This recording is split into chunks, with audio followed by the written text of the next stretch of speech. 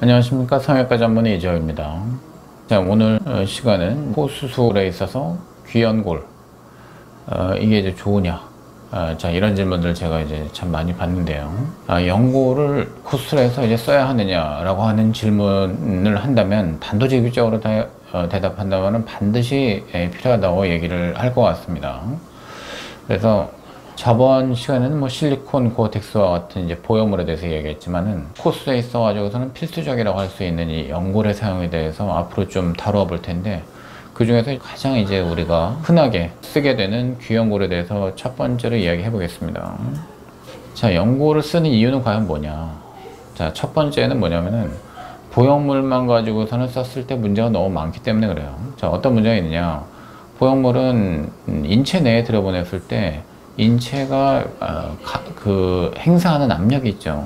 우리가 이제 텐션을 받는다라고 얘기를 하는데, 이런 인체가 저항을 이제 하면서 압력을 주게 돼 있어요. 그러면은 이런 이물질들은 이런 압력과 텐션을 받게 되면은 자꾸만 한쪽으로 몰리게 되죠. 그러면서 변이 되거나 튀어나오거나 이런 일이 생기게 됩니다. 그러니까 예를 들어 이제 실리콘이든 고어텍스든 간에 얘네들이 한쪽으로 자꾸만 이제 그 힘을 받게 되면은, 저항을 받아서 텐션을 갖다 주게 되면은 그런 긴장도와 압박을 받는 이쪽 살은 계속해서 얇아지게 돼 있어요. 그 얇아지다가 보면은 언젠가는 얘가 튀어나오게 되는 거죠. 자, 튀어나오면 어떻게 되느냐? 자, 이 보형물은 뭐 당연히 들어가서 제거를 해야 되겠지만은, 튀어나온다고 하는 거는 스킨의 일부가 이제 괴사됐다는 얘기예요. 이런 보형물들이 이제 스킨을 뚫고서 이제 튀어나오는, 이런 일들은 우리가 어떻게 해서든 예방하려고 하기 때문에 될 수 있으면 보형물을 안 쓰고 특별한 부위에서는 연고를 좀 쓰려고 하는 거죠. 그럼 그 특별한 부위라고 하는 게 뭐냐, 어디냐? 주로 코끝이에요. 거의 대부분 그렇습니다. 물론 이제 보형물을 대용으로 연고를 아예 통째로 이렇게 해가지고서는 보형물처럼 이렇게 이제 코 전체 수로 갖다 연고를 하는 경우도 있긴 한데, 이제 그럴 때에는 이제 정말 많은 양의 연골이 필요하게 돼 있죠. 그래서 그냥 쉽게 생각해서 실리콘만 가지고 수술 다 하면 안 되느냐. 자, 실리콘 지금 얘기했듯이 자꾸 뚫고 나오는 문제가 있다고 그랬죠. 자, 고어텍스는 무슨 문제가 있느냐? 너무 늘어붙어서 문제가 된다고 그랬죠. 자, 인조진피라고 하는 알로덤이 있어요. 이거는 쓰면 안 되느냐. 자, 이게 흡수가 되는 퍼센티지가 상당히 높아요, 사실은. 그러니까 내 몸의 어떤 양분을 받으면서 살 수 있는 것이 아니잖아요.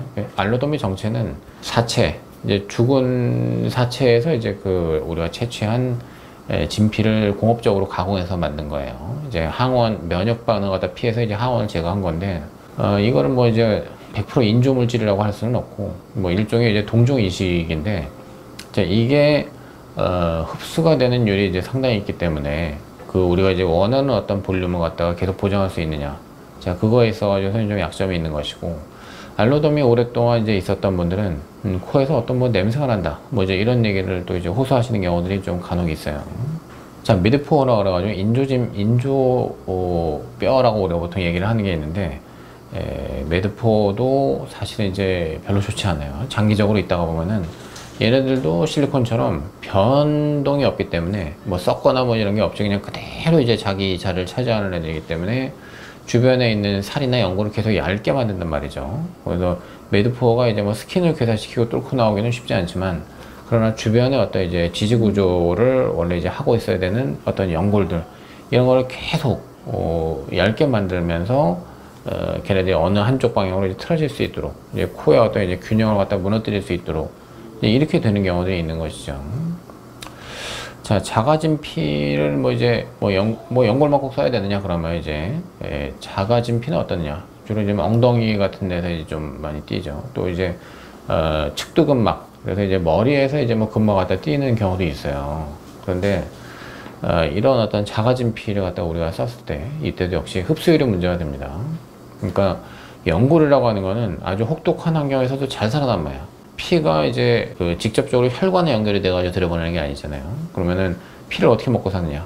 그러니까 주변에서 이제 흘러다니는 어떤 이제 다른 어떤 이제 세포액들을 통해 가지고서는 그냥 확산을 통해 가지고서 영향을 먹으면서 생존을 굉장히 오랫동안 하는 게 연골이에요. 근데 비록 내 몸의 일부지만은 진피 조직, 또 이제 지방, 자, 이런 애들은 그런 식으로 생존하기 상당히 어려워요. 그래서 생존이 못했다 그러면은 걔네는 죽는다는 얘기인데, 그럼 흡수돼 버리는 거죠. 얼마나 흡수됐느냐? 그 흡수율이 70%면은 30%만 남아있게 된다는 거고, 80%, 20%만 남아있게 된다는 거니까, 우리가 이제 원하는 정도의 어떤 그런 레벨에 도달하지 못하는 경우들이 많이 있겠죠.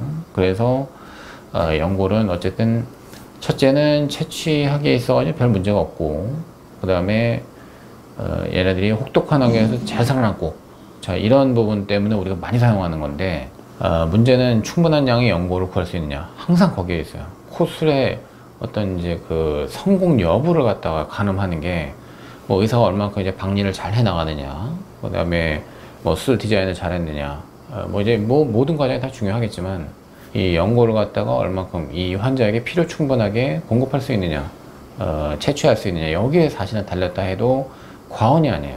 그만큼 중요합니다. 자, 가장 쉽게들 우리가 많이 쓰는 연골은 귀연골이죠. 자, 귀는 이제 뗀 부위에 이제 별로 문제가 없어요. 우리 흉터가 잘 보이지 않죠. 늑연골하고 비교를 해보면, 늑연골은 거기서 조금만 들어가면 이제 폐거든요. 이제 흉강을 갖다가 이제 침범할 수 있는 그런 위험성이 있는 그런 것이기 때문에 상당히 침습적인 이제 그 떼는 과정 자체가 상당히 침습적인 이제 수술에 속해요. 그래서 이제 그거 아니면은 도저히 안 될 것 같은 이제 그런 상황에서 보통 늑연골을 쓰는 것이고, 비중경골 같은 경우는 떼는데 시간이 조금 더 걸려요. 예, 그런데 이제 반해서 귀연골은 이거는 떼는데 이제 상당히 빨리 이제 또 쉽게 그렇게 채취할 수 있다는 점이 가장 강점이 되어 있죠. 주로 떼는 데는 이제 귀의 가장 안쪽, 우리가 이제 귀를 갖다 가만히 만져보면은 딱 이제 손을 갖다 이제 대면은 제일 이제 우묵하게 파여있는, 자, 이런 부분인데, 이걸 이제 이계부라 그래요. 그 이계부에서 채취를 하는데, 이계부 전체를 갖다 떼어내면은 엄지손톱만하게 이제 나오게 되겠고, 대부분은 그 정도, 그거의 한 반 정도, 이제 그 정도를 떼서 사용하게 되죠. 자, 귀연골의 쓰임새는 뭐냐? 자, 귀연골은 동그랗게 생겼어요. 그리고 부드러워요. 이게 소프트 카틀리지라 가지고, 늑연골 같은 경우는 상당히 하드한 연골이고, 귀연골은 상당히 소프트한 연골입니다. 그래서 부드럽게 이제 쓸 수 있는 그런 부위에다가 이제 오래 쓰게 되는데, 이렇다 보니까 이제 소프트 하면은 지지대로 삼기에는 조금 문제가 있어요. 즉, 코를 갖다 우리가 하늘 높이 이제 세우겠다. 자, 이런 생각이 있을 때는 바닥에 지지대를 받쳐야 되는데, 이제 그런 기둥은 막 휘어지면 안 되겠죠. 그러니까 좀 튼튼한 거를 갖다 이제 써야 되는데, 이제 그 목적으로 쓰기에는 귀연골은 이제 그다지 좋지를 않아요. 물론 이제 반드시 지지대로 이제 쓰는데, 이 귀연골로만 어떻게 좀 해봐야 되겠다. 자, 이런 경우에는 귀연골을 좀 많이 띄어가지고, 걔를 두 겹으로 막 겹쳐가지고서는 쓰고 뭐 이제 그래요. 하지만 대부분의 경우는 귀연골은 이제 위에 얹어 놓는 식으로, 또는 실리콘 같은 이제 보형물을 감싸는 이제 그런 용도로 많이 쓰이게 됩니다. 자, 이게 이제 대표적으로 귀연골의 쓰임새로 쓰이는 이제 얹어놓기 이식이라고 하는데, 이제 올레이 그래프트라고 이제 합니다. 개요적으로 그림을 그려보면은, 날개 연골이라고 그래가지고서는, 하외측 연골, 이제 한 쌍이 있다고 그랬죠. 이제 그게 콧구멍 바로 위쪽에 도움처럼 되어 있는데, 그 도움 위에다가 이제 지붕에다가 이제 우리가 이제 돌을 쌓아 올리듯이, 등산 가보면은 산에 이렇게 돌을 갖다 이렇게 막 쌓아 올린 게 있죠. 자, 그런 것처럼 이제 귀연골을 갖다 쌓아 올리는 겁니다. 자, 이런 거를 얹어놓기 이식이라고 하는데, 이거를 대부분은 뭐 한 겹으로 하기도 하지만 두 겹으로 하기도 하고 그래요. 세 겹으로 하면 안 되네. 당연히 할 수 있죠. 자, 네 겹, 다섯 겹 다 되는데, 문제는, 자, 얹어 놓아가지고선 그게 코가 높아지려고 하면은 바닥이 튼튼해야 돼요. 이제 바닥이 만약에 허물어진다 그러면은, 밑에 이제 바닥이 있고, 이것도 연골이잖아요. 그 위에 이제 얹어 놓기를 위해 가지고서는 귀연골을 갖다 이제 얹어 놨다. 이렇게 했을 때, 이게 상당히 볼륨이 크면은, 얘가 위쪽으로 이렇게 높이려고 하면은 바닥에서 버텨줘야 되죠. 근데 이게 높으면 높을수록 더 많은 텐션이 가해지기 때문에 그 압력을 못 견딘다 그러면 바닥이 무너져 버려요. 그래서 바닥에 이렇게 코를 눌러 봐 가지고서는 이제 버티는 힘이 별로 없는 코에서는 얹어놓기 이식을 하는데 조금 한계가 있는 거예요. 그럴 경우에는 이런 귀연골과 같은 소프트 카틀리지가 적절하지 않죠. 자, 이게 이제 코끝에를 우리가 이제 봤을 때, 뭐 이제 나중에 또 얘기하겠지만은, 지지 역할을 하는 연골을 갖다 썼을 때 이런 식으로 한다는 거죠.